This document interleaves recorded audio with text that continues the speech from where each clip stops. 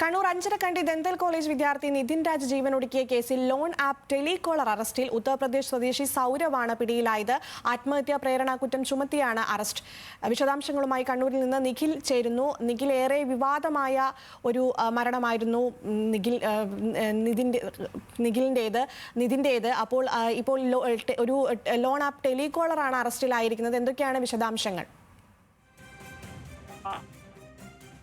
കോളേജിലെ വിദ്യാർത്ഥിയായിരുന്ന നിതിൻ രാജ് കോളേജ് കെട്ടിടത്തിന്റെ മുകളിൽ നിന്ന് ചാടി ജീവനൊടുക്കിയതുമായി ബന്ധപ്പെട്ട് വലിയ വിവാദങ്ങളാണ് ഉണ്ടായത്. ആദ്യഘട്ടത്തിൽ കോളേജിലെ വകുപ്പ് മേധാവിയായിരുന്ന ഡോക്ടർ റാമും ഒപ്പം തന്നെ ഡോക്ടർ സംഗീത നമ്പ്യാർ എന്നിവരുടെ ഭീഷണിയാണ്, ഇവരുടെ ഭാഗത്തു നിന്നുള്ള വലിയ മാനസിക സമ്മർദ്ദങ്ങളായിരുന്നു നിതിൻ രാജ് ജീവനൊടുക്കാൻ കാരണം എന്ന രീതിയിൽ വലിയ രീതിയിലുള്ള ആക്ഷേപങ്ങൾ ഉണ്ടായിരുന്നു.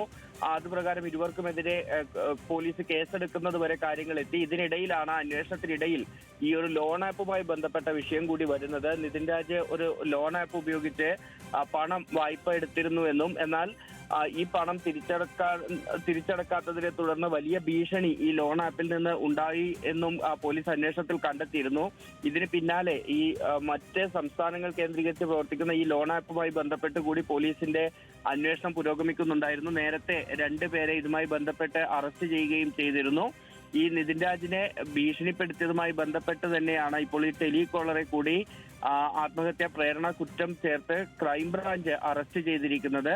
ഈ അധ്യാപികയുടെ പേര് നോമിനിയായി നൽകിക്കൊണ്ടായിരുന്നു ഇത്തരത്തിൽ നിതിൻ രാജ് അവിടെ ലോൺ എടുത്തിട്ടുണ്ടായിരുന്നത്. ഈ ലോൺ തിരിച്ചടക്കാത്തതിനെ തുടർന്ന് അധ്യാപികയ്ക്കും നിരന്തരമായി ഭീഷണി കോളുകൾ വന്നിരുന്നു. ഇതെല്ലാം കൂടിയാണ് നിതിൻ രാജിന്റെ ജീവനൊടുക്കുക എന്നൊരു തീരുമാനത്തിലേക്ക് എത്തിച്ചത് എന്നതാണ് പോലീസിന്റെ കണ്ടെത്തലുണ്ടായിരുന്നത്. ഏതായാലും നേരത്തെയുള്ള അന്വേഷണ സംഘത്തിൽ നിന്ന് മാറി ഇപ്പോൾ ക്രൈംബ്രാഞ്ചാണ് ഈ കേസ് അന്വേഷിച്ചുകൊണ്ടിരിക്കുന്നത്.